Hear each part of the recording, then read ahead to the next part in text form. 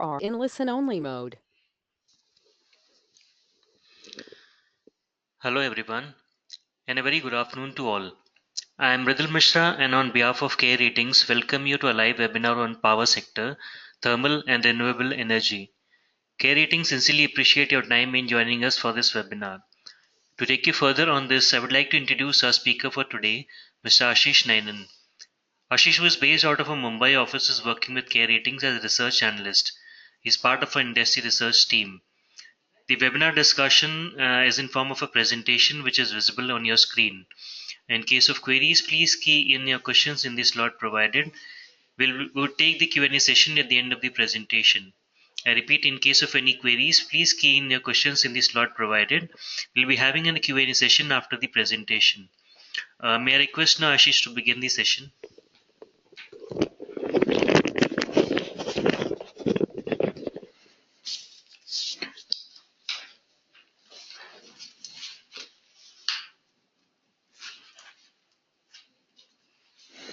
Thank you, Mridul, and good afternoon, everyone. This is Ashish this side. I once again thank you all for being a part of this webinar. And in today's webinar, that is thermal and renewable energy, we would be discussing, and I'll be giving you an overview of the power sector and the different constituents. We would be discussing about the major power consumers and the focus area for government in terms of demand and supply streamlining. We'll be taking a brief look at the draft national energy policy, which has been brought out by Niti Aayog in June 2017. Thereafter, we'll be talking about the need for addition of renewable energy, which is the new in thing, and in terms of targets 2020, which has been set up by the government back in 2014, and implementation of those renewable targets. We will be also talking about the challenges and risk which is being faced by the industry, especially conventional and renewable energy. And we would sum it up with our outlook for the power industry in the year 2017-18. So starting with my presentation, talking on the overview of the power sector. As on June 30th, 2017, the total installed generation capacity stands at around 330 gigawatts. During the year, we expect solar energy to lead in terms of capacity addition in the year 2017-18. So we expect some 8 to 10 gigawatts, which is expected to come during this year at different locations across the country. We expect wind energy to see very low capacity addition, and we would say this is due to two reasons. One is the change in the tariff policy, that is, instead of the feed-in tariff policy, we have seen the government switch into bidding. So there are no new PPAs being given by the state governments, and so therefore there is a lower interest from the industry, as well as in terms of capacity addition, we expect lower. And finally, talking about thermal, we don't see much, or I would say no to negligible capacity addition in the thermal space.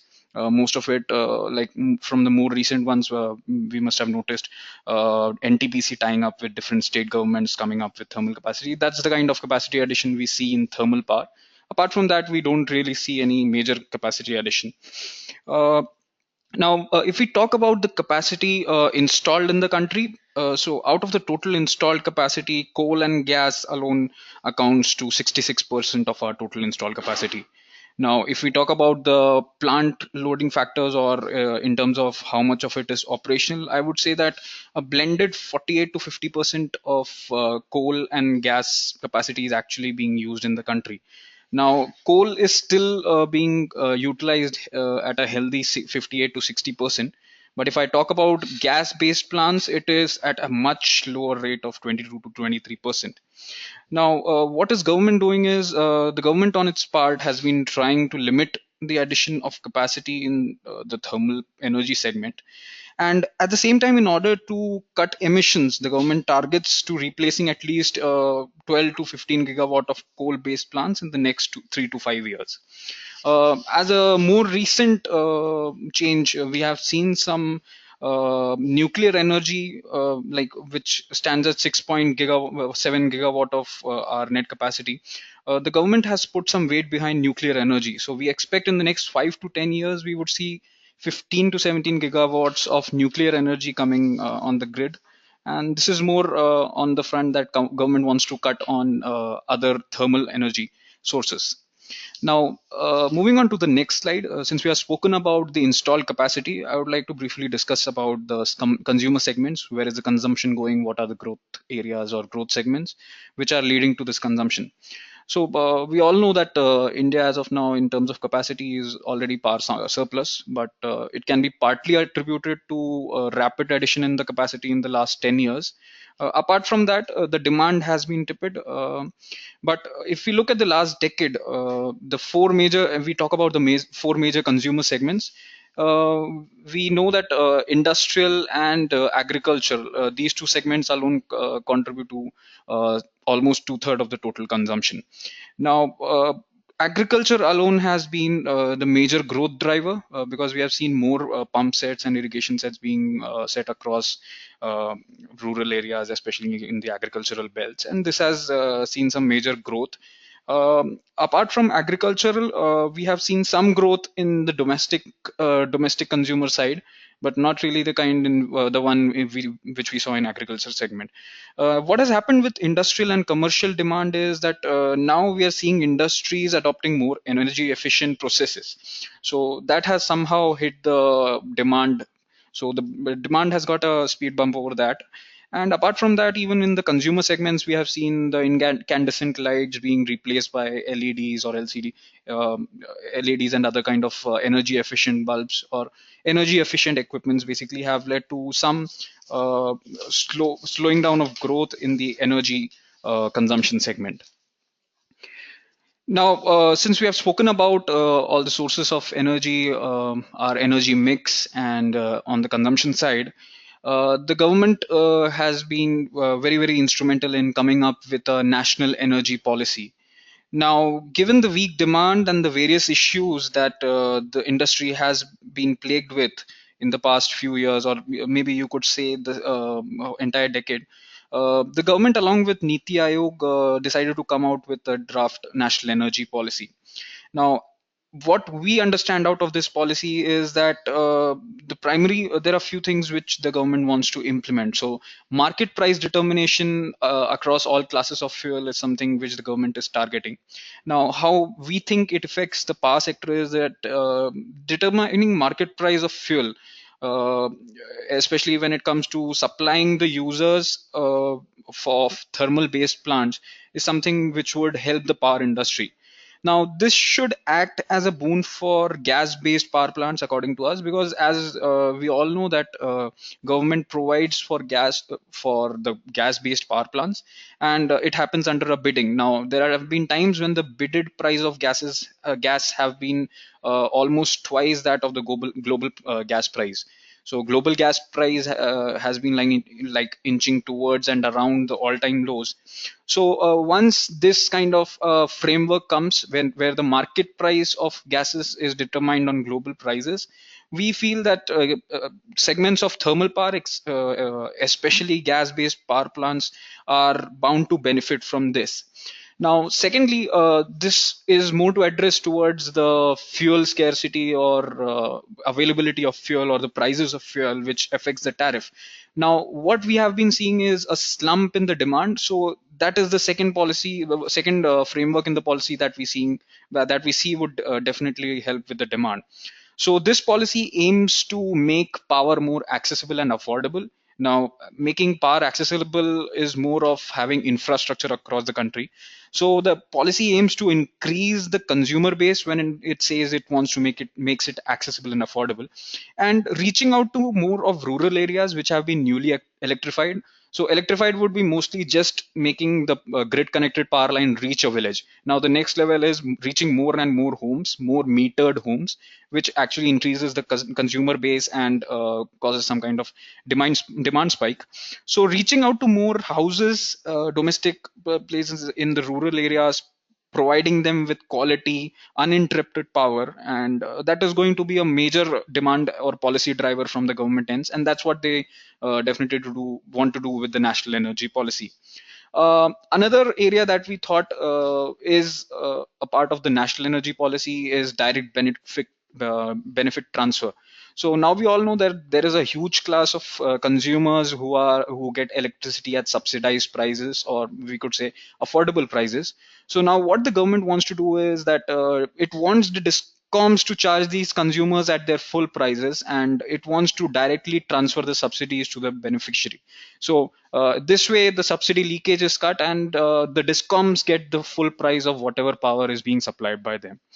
Moving on to the next part, privatization of discoms is something which would be a focus area. So I think that once discoms, especially when they're privatized, their collections improve, their efficiency improves, because they would be looking at getting more consumers and metering more homes.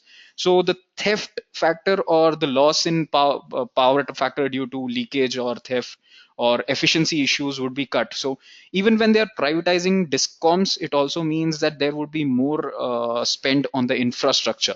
So infrastructure investment is something which the state-run discoms have not been able to do. So privatizing them would definitely augur some kind of investments from the private firms or private discoms towards new areas. Now, these were more of policy support in terms of demand and fuel. There are two other points which national energy policy seeks to do, and that is creating some kind of decentralized and putting some kind of equal onus on the central and state governments. So when it comes to land acquisition, land being a state subject, it is difficult for central policies to actually implement them when it comes to land acquisition. So, what national energy policy wants to do is that both these stakeholders take equal opportunity, take equal kind of responsibility when it comes to implementation of infrastructure development for power transmission and distribution. And finally, one important point to notice is that as a complete policy or a change in the energy mix itself, national energy policy wants the renewable energy to constitute over almost 50% of our installed electricity capacity by 2040. Now, this seems to be something a step in the right direction, and this also asks for investing into new technologies, which includes both renewable energy as well as conventional energy, which are more efficient. So investment into new technologies across energy sources and energy efficient systems. So that would also mean energy efficient infrastructure, buildings coming up, and research being made towards energy efficient system. That would form a major part of the national energy policy. Now, moving on to the next slide, we would be briefly talking about the need for renewable energy. So we all know that thermal power plants, especially coal and natural gas, are dependent on imported fuel. So imported fuel refers to coal and natural gas here. Now, uh, government wants to cut down its our thermal power plants, their dependence on imported fuel.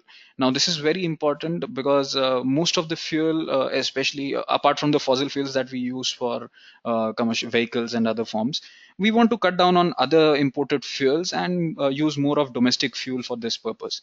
Now, on the natural gas side, more than the fuel itself, it is about the storage and transmission of this fuel towards the power plants. But I think that by the year 2030, we would be looking at more of using domestic fuels, domestic coal for powering our power plants, and replacing the imported ones with renewable energy.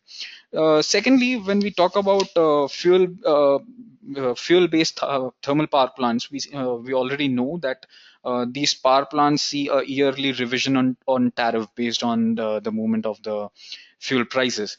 So renewable energy have this inherent quality of not having to seek this kind of power tariffs inching upwards actually. So that's what the government wants to do, making power tariffs more stable so that it can be passed on to almost all the stakeholders, and this helps the discoms also to a certain extent. Now, we all know that thermal power plants are more towards emission. When we burn fossil fuel, it causes pollution, and we have been part of the Paris Concord. So I think that this is one area where we want to develop ourselves sustainably, and that's why we have been pushing towards renewable energy. And the current government is pretty much working on it to implement as much of our renewable targets as possible. Now, renewable energy, I would say that in terms of prices or tariff of energy produced renewable sources, if we look at the recent auctions, more of these tariffs have been competitive enough with the conventional sources of energy. So that's when the government actually realized that most of these renewable energy, which in the latent past have not been really very competitive when it comes to tariffs, are now more inched closer towards the conventional energy sources. So now we are finding that there can be clean energy and they can be cheap as well. So it's just not about need, it's also about economics, and renewable energy at this point of time is pretty much supporting that. Now, when we talk about renewable energy, majorly we would be talking about solar and wind in the Indian context. So, if we look at these two segments, implementing these renewable projects is far more easier because we have uh, we have sufficient amount of resources which could power these, which could provide fuel to these renewable energy. And implementation of renewable projects is much faster as compared to other conventional sources. So whereas a thermal power plant may take 4 to 6 years of gestation period, a renewable project can be set up in a shorter period of 12 to 18 months. Finally, what our government intends to do is moving utilities and investment for utilities towards private sector. Now, given the nature and the investment opportunity that renewable energy projects provide, private sector would participate in this in a big way. So that is what the government sees, that pushing for more renewable energy brings in more private funds towards utilities and power production. Now, we'll be briefly talking about the targets and implementation of renewable energy. So, this is going to be shorter. So, we all know that we had revised our renewable energy targets in the year 2014. So, we made it almost 4 times to 175 gigawatts. And in terms of target, I think out of it has been segmented into four wide segments. So solar energy alone was supposed to constitute 100 gigawatt, and out of which we have done 12.5 gigawatt. Now, last year we saw some 7 gigawatt being added to the grid, and I think in the last 3 years we have almost we have added majority of this. And going forward, we find that there would be some bottleneck when it comes to implementation of rooftop solar. But apart from that, segmentally, the 40% solar power park projects may just meet the target. I mean, they would very much meet their target. Talking about wind energy, out of the 60 gigawatt which has been targeted in the policy, we see 32 has already been implemented and are on the grid. I mean, they are ready. So this would slow down going forward in the next 2 years, again till the time we see some new policy initiatives and policy support from the government. Biomass and small hydel, given their very small participation in the entire target, we already see them having met their targets, and we expect some more to come online, but they won't be substantial compared to solar and wind energy. Now, we will be talking about some of the challenges. So we would start with thermal energy in particular. So what we spoke about earlier during the presentation is lack of growth in electricity demand. Now, this can be attributed to lower penetration of power lines or distribution network in rural areas. Now, this can be partly attributed to the loss-making discoms, which are unable to invest in distribution network. Now, even though the government claims that it is targeting to achieve a 10% electrification, and most of it, which it claims it is already has, even after the considerable electrification claim, the demand numbers don't seem to suggest so. So the demand has been in line with the previous years, and there has not been much growth in the domestic or the agricultural, or for that matter, the rural demand. So I would say commendably, the irrigation pump and related consumption seems to be like picking up. And at the same time, the government's own data seems to confirm that over 300 million Indians are without access to electricity. So now it's the next level, and this seems to be a challenge when we say that we are not reachable to 300 plus million people. So that seems to be a major challenge for thermal energy in particular, because it forms the backbone of power generated, or it forms the base of the energy supplied to the population. So this electricity demand lack is one of the major challenges that thermal energy in particular has been facing as of now. Secondly, fuel security. Now, when we talk about fuel security, we know that thermal is mainly dependent on imported coal and imported gas. Now, if I talk about coal, beginning of this year, we saw a great policy initiative by the government with the Coal India Limited opening up its mind to other producers as well, which seems to have helped quite a bit with the private players also getting access to cheap, economical or cheap coal. Now we see this fuel security concern in the gas area, gas based power plant more. Now gas power plants, especially the ones on the east coast, seem to be reeling under some fuel supply constraints or concerns. Now this is mainly due to lack of regasification terminals, but also due to the fact that we have been importing less due to this. This also leads to some kind of a fuel security concern in terms of import and export. Now we see the gas plant loading factors to be around 20 to 23% in the past year, and going forward this might just persist. Now this is definitely hitting their viabilities because financially these gas plants are stressed. Now, the next big challenge is the financial health of state discoms. Now, if we talk about state discom finances, we know that Uday as a scheme was launched last year. We would be talking briefly about the same moving once we are by the end of this presentation. But state discom finances have been affecting payments to producers. So it's affecting both conventional or thermal energy sources as well as renewable energy sources. So for the producers, this hurts because it's more causes a mismatch in their cash flows. Now, the financial stress not only affects the financials of the power producers, but it also causes underinvestment by these discoms in infrastructure, which leads to which in turn leads to lack in new growth demand drivers. Now, when we are not really growing the infrastructure with the kind of electrification we are talking about, it is not reaching our domestic consumers. So this also is partially causing a lack in demand, which is stressing these thermal energy plants. Next, we would talk about the banking sector stress. So almost 2 lakh plus crore worth of NPAs has been due to the power sector, and the new capacity expansion, I would say, across the power sector itself has hit a roadblock due to lack of funding from the banking system, and we expect the same to persist.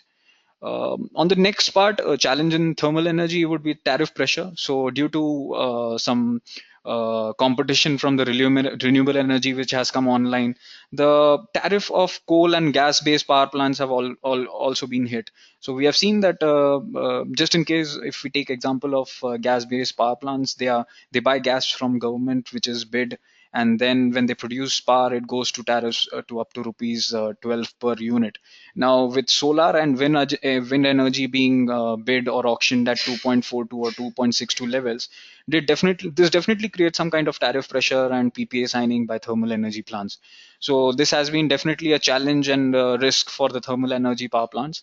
And finally, pollution and emission, like we all know, that burning of fossil fuels has been causing pollution and emission issues, and the government with its Paris commitment wants to cut down on the same. And moving forward, we see that thermal energy would see the least amount of capacity expansion, maybe more on the gas based power plants, but then again there would be fuel concerns or fuel supply issues.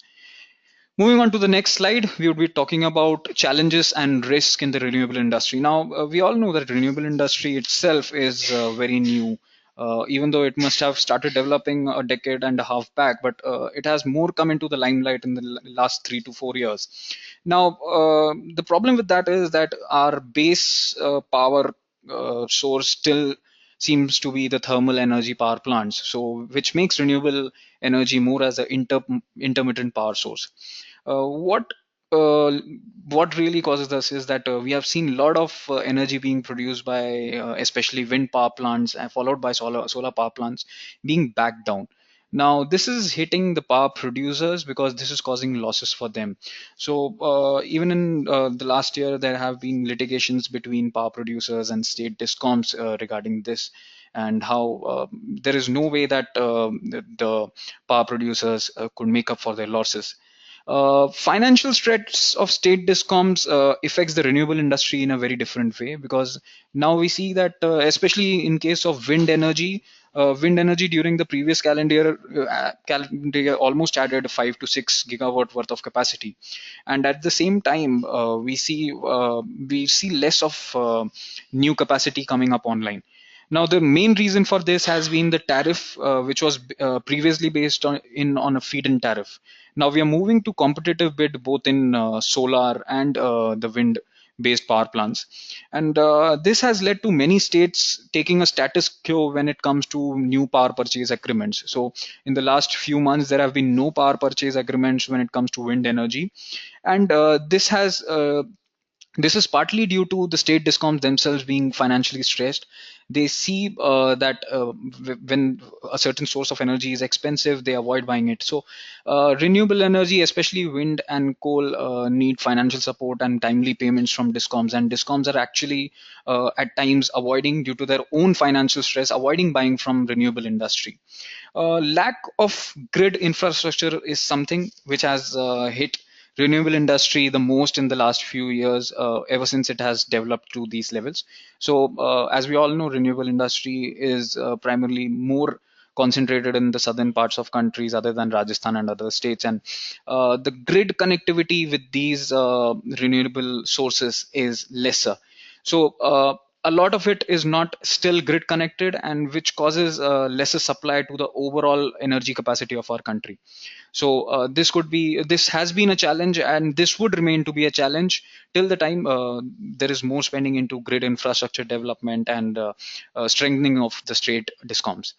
Now, pricing of renewable equipment is one of the areas. So we have seen GST implementation and renewable equipments being taxed. So, but what we understand is it would still have a very marginal effect on the overall tariffs or pricing of renewable equipments. We see prices of renewable equipments have fallen drastically in the last few years, and the producers of renewable industry seem to have bid quite aggressively in line with that fall in price of renewable equipment.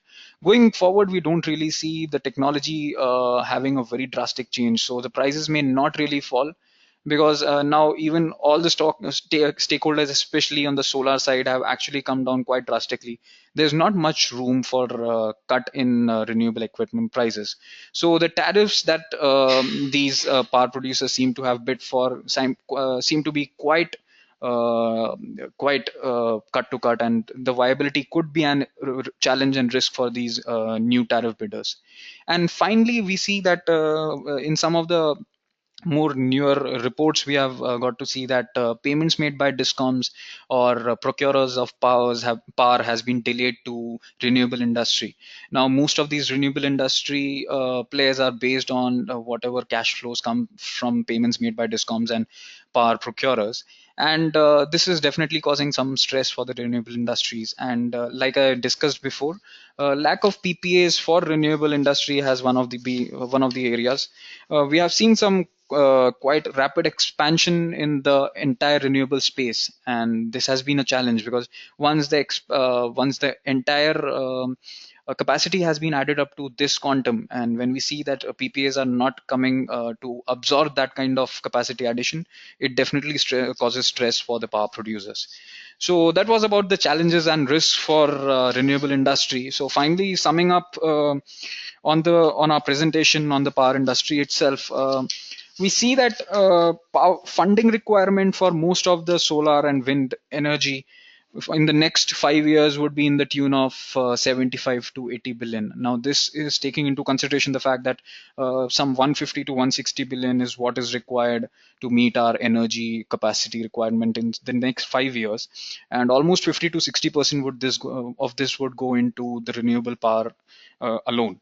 So I think that a lot of private and foreign funds would flow into it. In the past year, whatever data we could access, we could see 25 to 30 billion dollar worth of commitment being made by foreign funds. Now, how much of it materializes would is questionable, but with time we would definitely see that happening. And we see a considerable amount of capacity being added in the solar and wind space. Especially in the solar, we see the targets in solar park space being met, which would be commendable.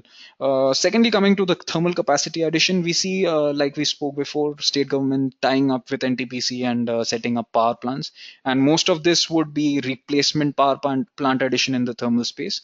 So this would mean doing away with small and older thermal power plants with newer state-run power plants. Nuclear energy seems to be a focus area for the government, given the longevity of running these plants, their better efficiency, wherein you could churn out almost 90% of your capacity into energy. So that is one area that we see a considerable addition, like we spoke about 15 to 17 gigawatt of nuclear energy, what we are expecting in the next 5 to 10 years. And that would mean both new plants as well as additional addition in the existing capacities. Um, if we talk about renewable assets, we see some consolidation by larger players, which would mean the smaller renewable assets in the tune of 20 to 100 megawatt or a 200 megawatt being bought over by the larger players in the industry. This would mean a more portfolio sort of an approach in the renewable asset side.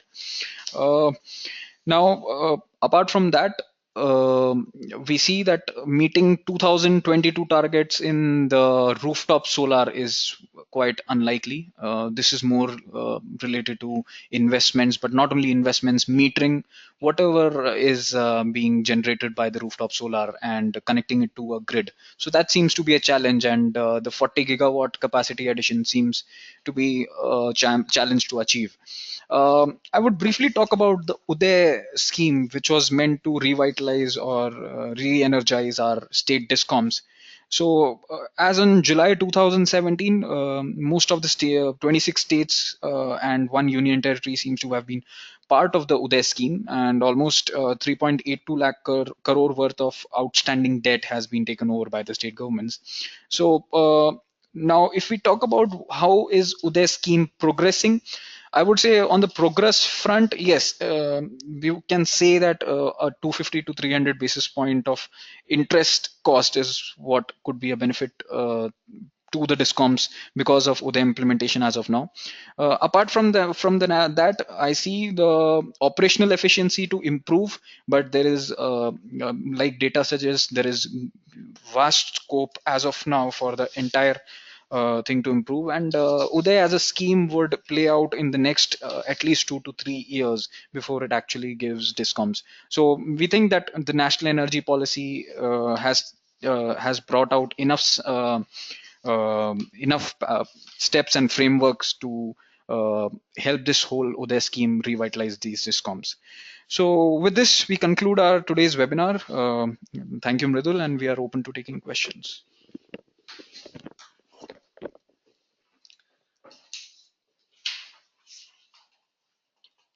Thank you, Ashish. Dear participants, now we'll be taking a break of 2 minutes before we come back to take your queries. You're requested to start keying in the questions in the slot provided. I repeat, we'll be having a break of 2 minutes before we start our Q&A session. Thank you.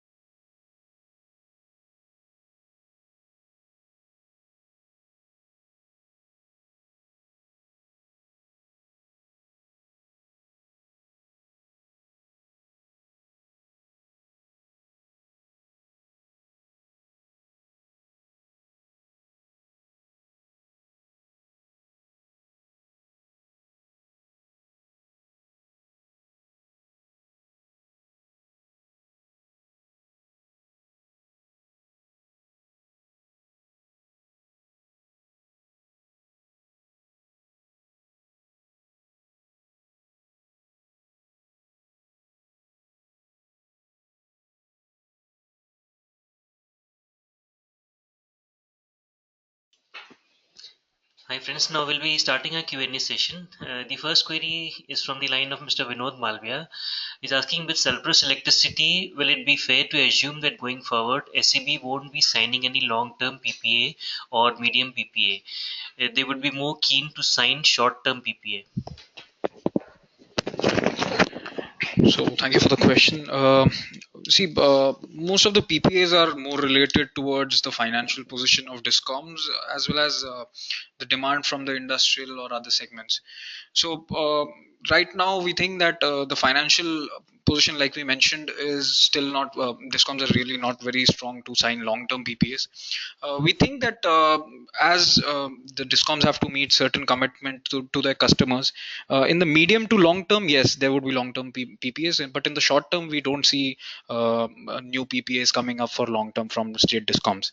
So it's more related to their financial position as of now, and as well as the demand has not really picked up in line. So this would be for the medium to long term that yes, we see some long term PPAs being signed by the state discoms.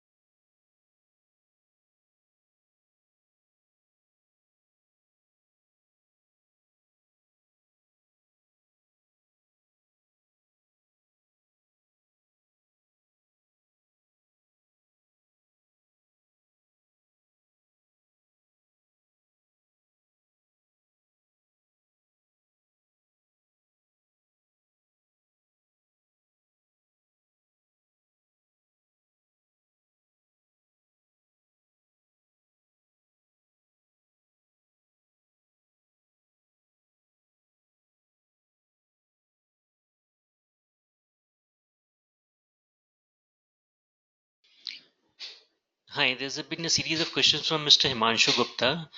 Uh, about the ratings he's asking for, we'll be getting in touch with you through email for that. The second question we'll take up is, which state in India provides best electricity rates as per PPA to power producers per unit on an average, roughly in renewable and gas-based plants. So, if you were to look at the prices, I don't think you can really look at it like that. When we talk about prices or the prices being paid for power, most of the power is being procured through auction, especially in the renewable space. So, whosoever, be it renewable or non-renewable, whosoever it is competitive and is the lowest bidder would actually get the prices. So I don't think which states are really now really deciding the prices. It's actually the producers who are coming down, and it's market determined. So whosoever is competitive and is bidding aggressively or howsoever it is, that's what is deciding the prices of power. In the gas segment, I think power plants or power procurers who have signed long-term contracts in the past. So it's states who have actually entered into contract in the past. Whatever prices have been decided during that, they would be actually procuring power at whatever price is possible. So again, it's always related to competitive bidding, and we can't really comment on the states providing or the states with best prices per se. Now, we have a lot of questions on credit rating, so you can always access our website and check for credit ratings. Uh,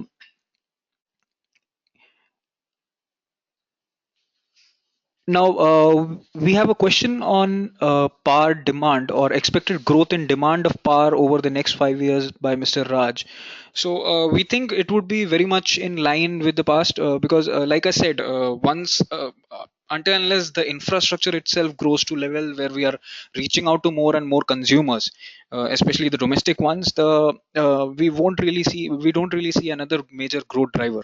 So whatever the CAGR has been in the past, it's in the range of 3.45 to 4.5. We think that not really in the 5 year horizon, but yeah, in the next 1 to 2 years we see the same growth rate. The past year, on the contrary, has been a bit better. So we think 5 year for the next 2 years would be a considerable kind of expectation in terms of growth of power. Um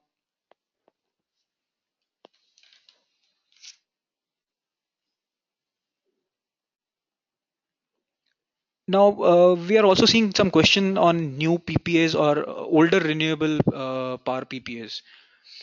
So Mr.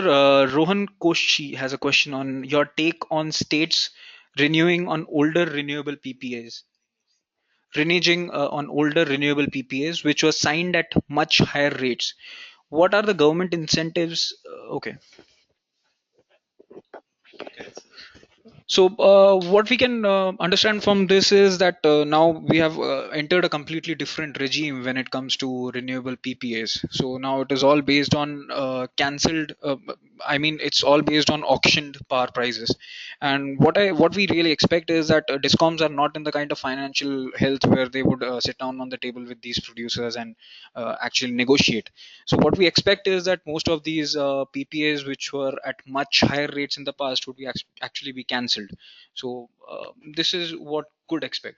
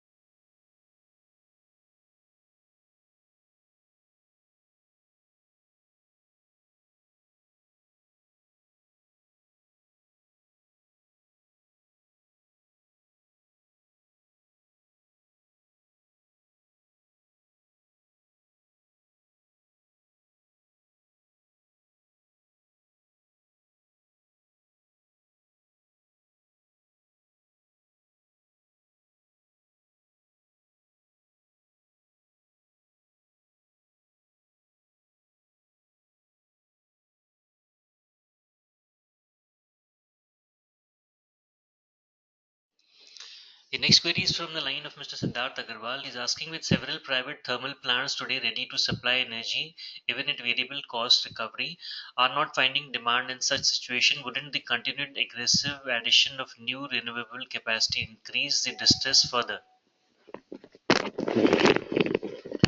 So, regarding this question, I'd like to say that when we talk about thermal power, so like we discussed in the presentation itself, that it forms the backbone or the base of the power supplied. So, in the short term, yes, we might see some mismatch, but once the grid is fully functional, there is a complete grid being connected, there is enough infrastructure, this mismatch would actually iron out. So we would see renewable and thermal, on the contrary, actually complementing each other. So there are gaps right now when it comes to supply. So uh, in the short term, yes, there would be some mismatch. There would be some excess power being generated by either of thermal or renewable. But as time, as the systems improve, as our forecasting improves, as infrastructure improves, this would more or less iron out.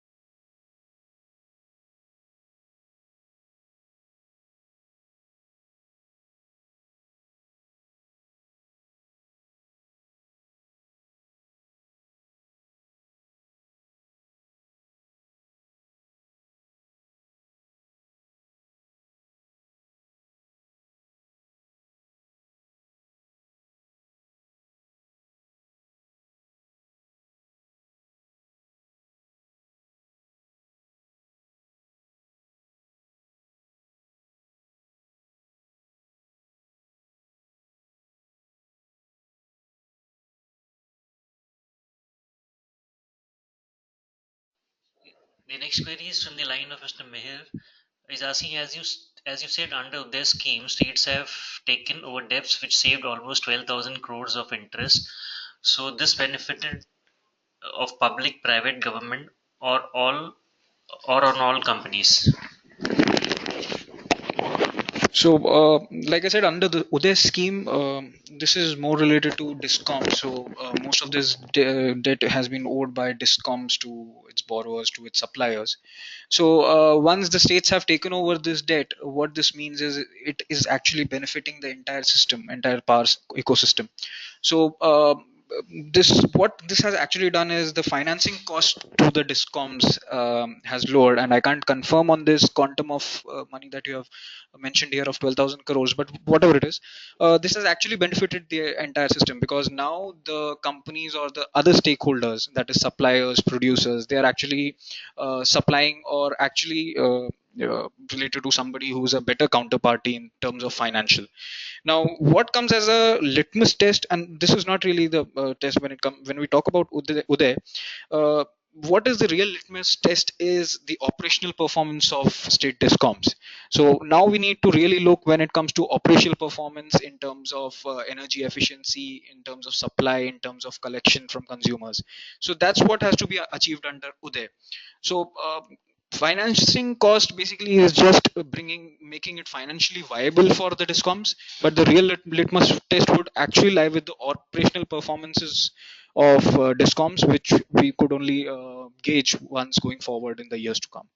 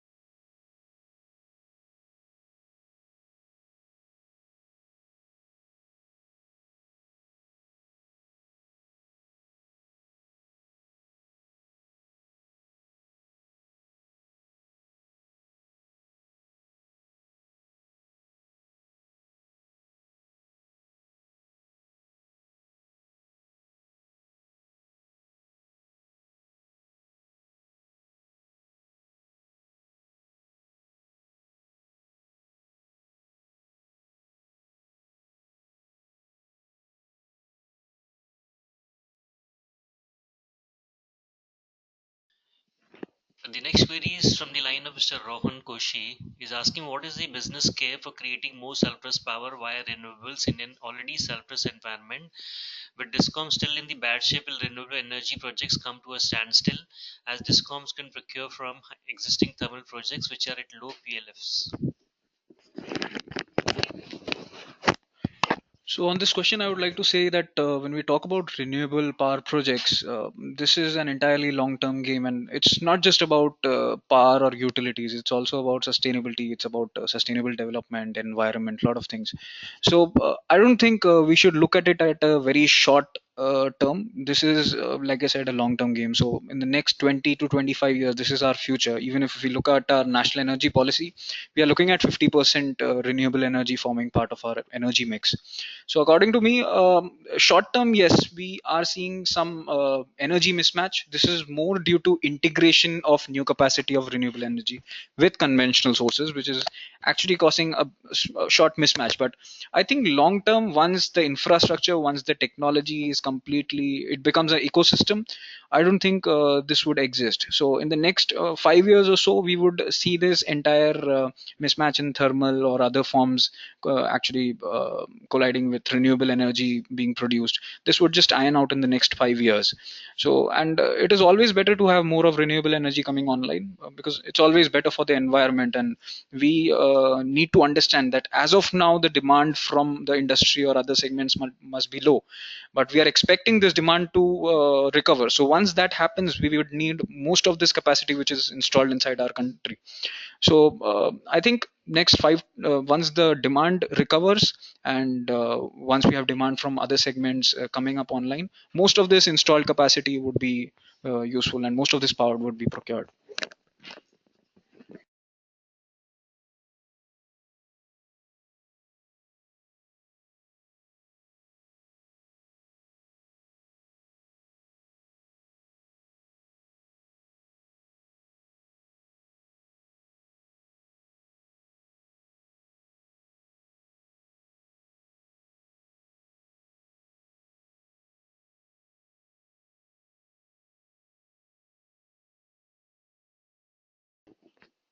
The next query is from the line of Mrs. Shraddha Jain. She's asking, what does a fall in solar tariffs indicate? How does this affect the viability of the solar projects?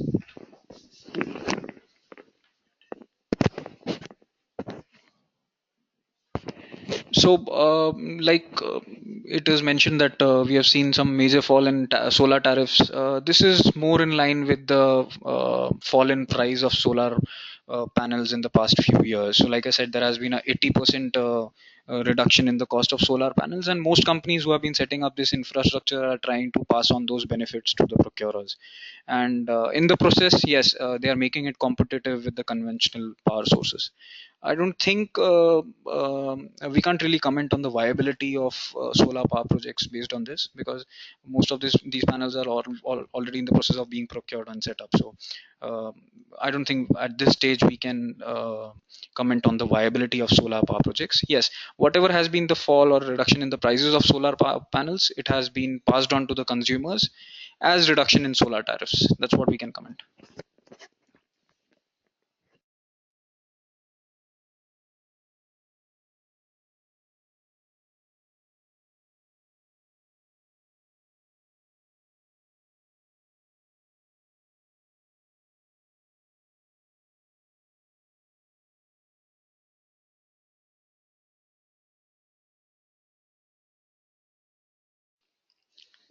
The next query is from the line of Mr. Shri. Is asking, how do you see the commercial and industrial consumers reacting to falling merchant tariffs and renewable energy emerging as a viable option? So I would say, with like we mentioned, renewable energy emerging as a viable option. So it's always better for commercial and industrial consumers. So now they have more options to procure energy from. So I think in terms of reaction, it would always be a welcome move or welcome thing from in terms of tariff or in terms of procurement of energy.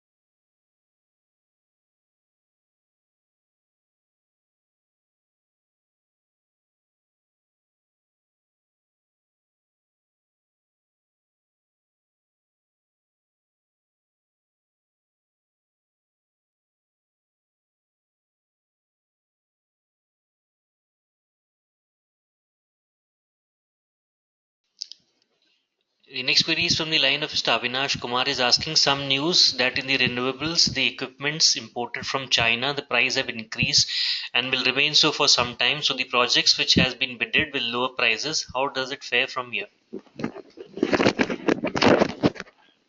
I can't really confirm about on the prices of solar panels firming up. So, but what I can tell you is that, like you mentioned, if there actually has been a firming up of prices of solar panels, what we can understand is that the bidding takes place, especially like I mentioned, there has been some really aggressive bidding in the solar side. So what I can tell you is that then those projects would definitely face some kind of losses. But once again, we can't really confirm if the prices have actually firmed up. And whatever we have last known from news sources, the prices have been pretty stable and have actually reached rock bottom for solar panels.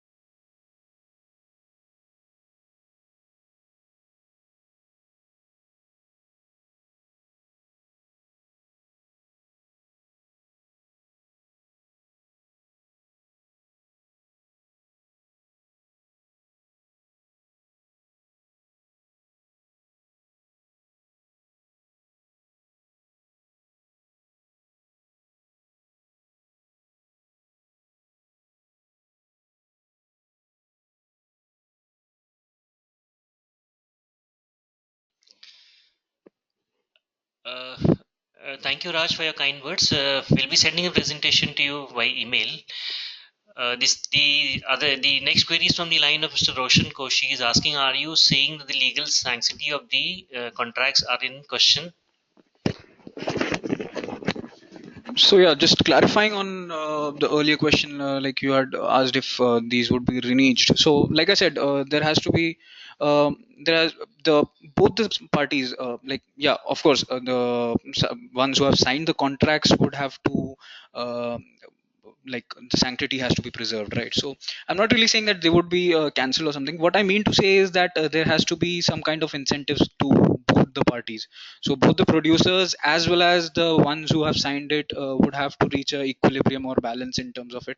So they would be sitting down to renegotiate the terms, and it is a possibility. So we still can't comment on it because this is more related to policy and government, and whatever government thinks is right at that moment of time. So they would be getting down to some kind of renegotiation when it comes to tariffs and the earlier signed contracts. So yeah, but definitely the contracts hold the sanctity at which they were signed.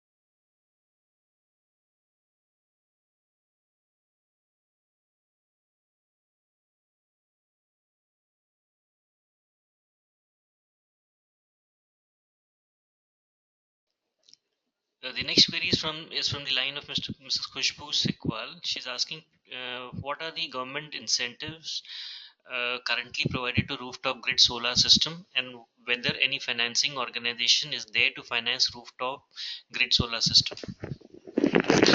So yeah, regarding incentives for rooftop solar systems, you can always reach out to the Ministry of New and Renewable Energy website, and you have specific incentives being provided to the respective renewable energy sources. So you can always access that.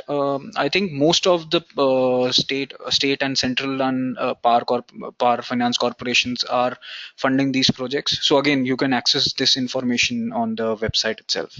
So I hope this helps. The incentives and the whole policy are pretty wide for us to discuss here. So you can always reach out to us through email otherwise.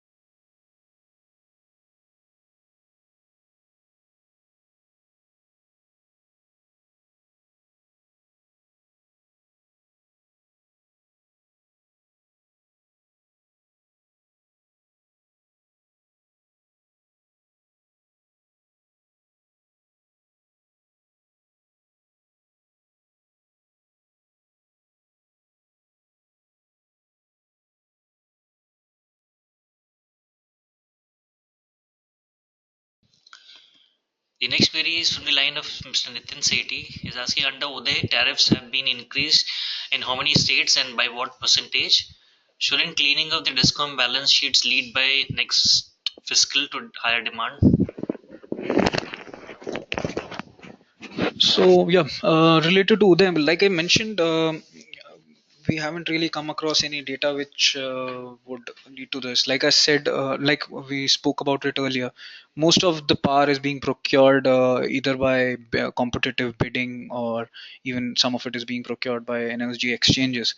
So I don't really see the tariffs having firmed up post Uday. Uday is supposed to more mean financial viability and related goals. So I think it was more related to right now discoms making timely payment to the producers. So I haven't really come across any data where it suggests that Uday has led to firming up of tariff.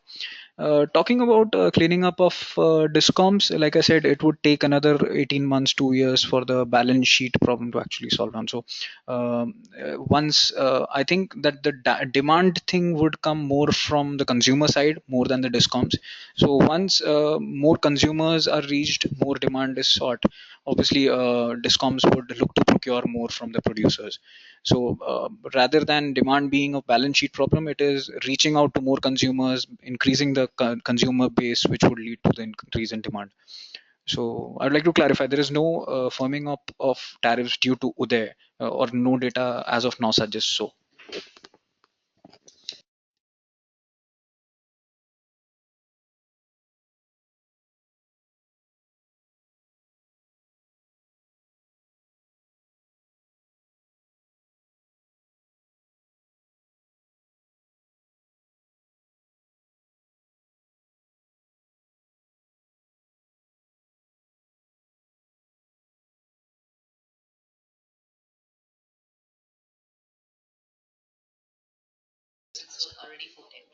Uh, the next query is from Mr. Mihir. He's asking, can I get the bifurcation of funding requirement of 75 to 80 billion between solar and wind? Like how much it is for solar and wind? So, like I mentioned, now the major chunk of renewable energy capacity addition is from the solar segment itself. But I would also like to mention that the solar panels themselves, the prices have gone down considerably. The challenge with solar is that when you want to take rooftop solar online, you need to connect it with the grid, which itself would mean a considerable amount of investment in grid connectivity. So I think most of the 75-80 billion, I think a sizable amount of it, some 75% should go towards solar alone, and the rest of it would go into wind energy. Again, I would like to reiterate that the capacity addition may not actually be what is targeted. So we can't really definitely say that there is 128 or so of renewable energy to be added in the next 5 years. So it could be lower, much lower at 80 to 100 gigawatts. And out of whatever has been mentioned in the 75 to 80 billion, I think 75%, I don't have definitive numbers on this, but the grid connectivity infrastructure development and the rooftop energy and other solar parks alone would require at least 75 to 80% of the investment to be made into solar alone. So thank you. About the query from Rishabh and Himanshu, I will be sending the presentation, of course, across to you by email. And I think with this we come to an end of the session. Thank you again for participants for taking the time out and being a part of this care ratings webinar. We hope the discussion was insightful and look forward to your participation in future. For any further queries, feedback, suggestion, you can please write to us at cop.com at careratings.com. The feedbacks email with the box would be appearing in your mail. Goodbye for now. Thank you.